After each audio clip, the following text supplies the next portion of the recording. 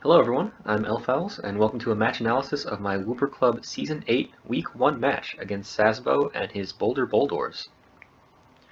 So looking at Sasbo's team, I'm most expecting the Rain Core of Pelipper and Kingdra to come out, as well as three other heavy hitters in Urshifu, Aegislash, and Weavile, which all threaten a lot of my offensive core.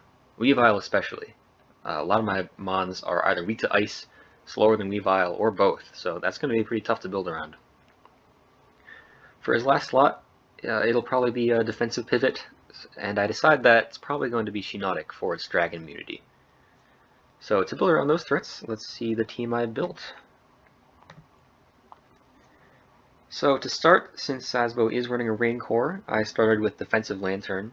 With Water Absorb, it switches into his water types, and notably I'm using this as a check to his offensive Mons, with a bulky set, 3 attacks, and Thunder Wave to hopefully cripple his speedy threats.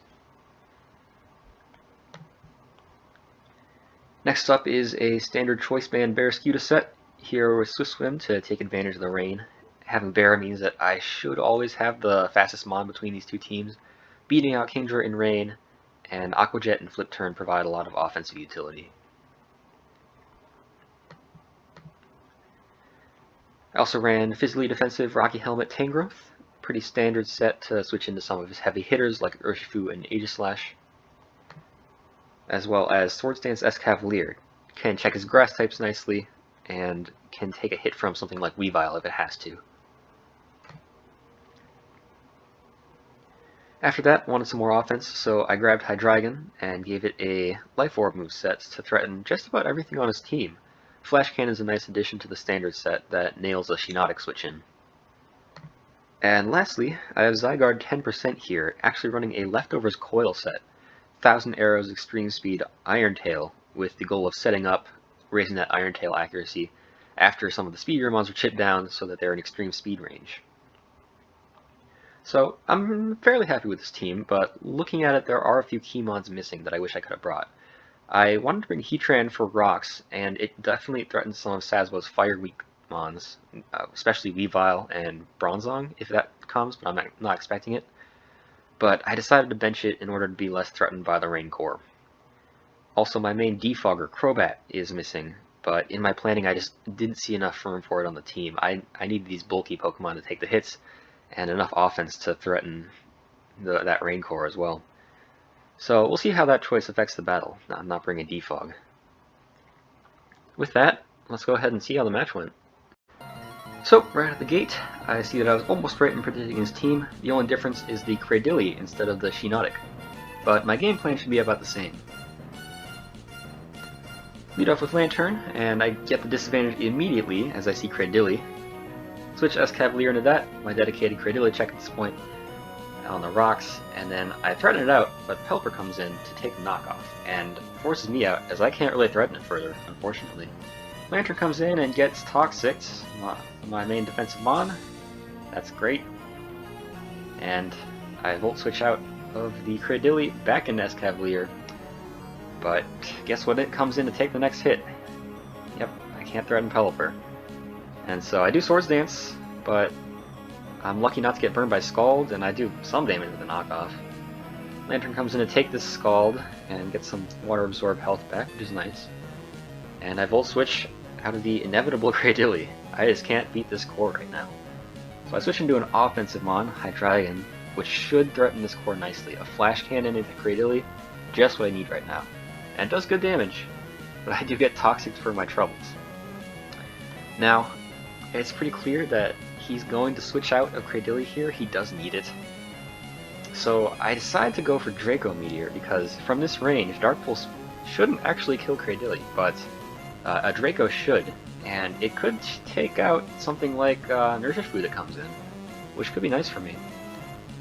But instead, he goes for Aegislash, and yeah, this Draco was a pretty bad play on my part. I'm now a -2 Hydreigon sitting in front of this Aegislash.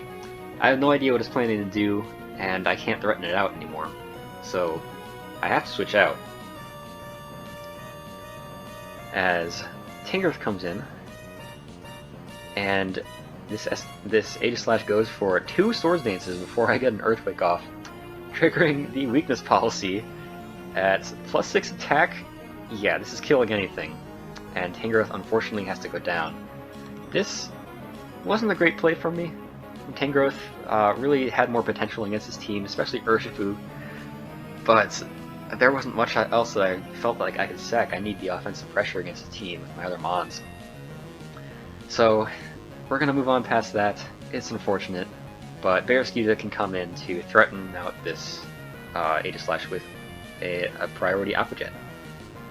And of course, Sazbo sees that coming, goes with the good play into Cradily, and I would go with the bad play into Lantern. Now, here I think I was thinking that a status move was coming out from Cradily or something like that, maybe a Toxic. But it made sense that he would go for Aqua Jet just to hopefully take out the Barraskewda right in front of him. It's unfortunate that I went into Lantern here. That's a lot of Giga Drain damage that I won't be getting back, considering I'm not running Leftovers. And so I do what I should have done the first turn, and switch right into S-Cavalier instead, take a pittance from this Giga Drain. And now I threaten out the Cradily. Guess what's coming in? Yep, I don't really predict the Pelipper coming in for some reason. Bad play number 3. Come back to the Lantern as it roosts up. These defensive mons, man, they just cannot get past them right now. And Lantern, of course, full switches out of the Cradily again. And Hydreigon comes in. I get a roost up as this Cradily tries to recover, expecting the Flash Cannon from me, trying to stall me out. And I go for the Flash Cannon next turn, but the Cradily is dedicated to just recovering as I take more and more chip from Toxic. So I have to switch out back into S-Cavalier again. And this is a good read. He goes for Urshifu. And I'm afraid at this point I don't have much to switch into it. I need to sack S-Cavalier. But not before I get a knockoff on the Urshifu. Get rid of its Choice Scarf, which I had no idea it had. This is very important for later. But for now, it means that my main Cradily check is gone, and I bring in the Zygarde to threaten out Urshifu. But of course, Pelipper comes in, his main physically defensive mon, and that does not great damage. So, my main Pelipper switch in, Lantern comes in, and the Kingdra actually comes in on the Lantern. So that gives me a really great opportunity. It's raining. This is why I brought Barraskewda. Critical hit volt switch is nice, and I can threaten just about anything with this close combat. Cradily comes in. 92% damage on it. And this is a great position for me. Cradily, such a hard mon to deal with, and I finally got most of his health down. I almost expect him to switch here, because based on that damage, he should know that it's banned damage, and I would expect an Aegislash or Pelipper switch in. So I do switch out to Hydreigon to hopefully threaten it out. But Sazbo makes an amazing play and goes for the recover here. This is now a much worse position for me. As we can see, and as we saw earlier, I can't take it out with Flash Cannon anymore after that recover, and the great position that I was just in was completely lost. That ended up being a pretty bad play on my part. I should have continued pressuring that Cradily, considering that was my main chance to take it out. But we have to move on. I don't know what I'm going to do from here. I go for the Flash Cannon just to get some good damage off, but it does crit. This was so important. I wasn't damaging this thing enough otherwise, and I am sorry for that, Sazbo. That was a really rough crit for you. Hydreigon does go down though, and I come back in with Barraskewda. I can go for any water move I want now that his water resist is dead. Flip turn does actually really good damage into Pelipper, and Lantern comes in to take the Toxic. And then sacks Aegislash off to the full switch, and now I'm just doing revolving door strats as Barraskewda comes in, and I get a flip turn off. And that Pelipper is looking real chipped now, without anything else to take water type moves.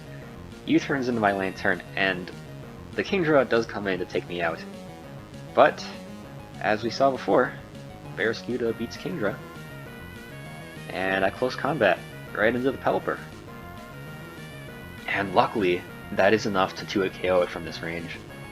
So, Pelipper goes down, but at 2 Mons left against his 3 major offensive threats, this is going to be tough. Zagor comes in to take this Aqua Jet from Urshifu, as it can't outspeed anymore without the Choice Scarf. And then he switches out, which I think was a misplay. Urshifu wasn't taking that much damage from anything I could do, especially since Leftovers was just revealed. But I will certainly take that, as I 1000 arrows into the Weavile.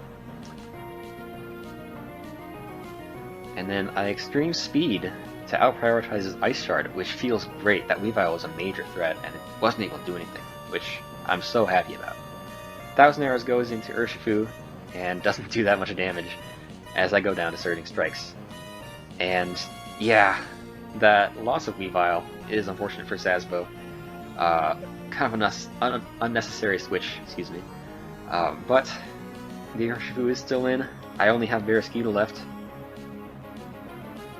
And my only play here is just to go for close combat. All 3 of my other moves are water-type moves, which obviously won't take out the Kingdra.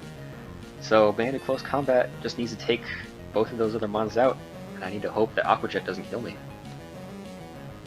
And I live the Aqua Jet on 3% health. Close Combat takes out the Urshifu. And then Close Combat takes out the Kingdra.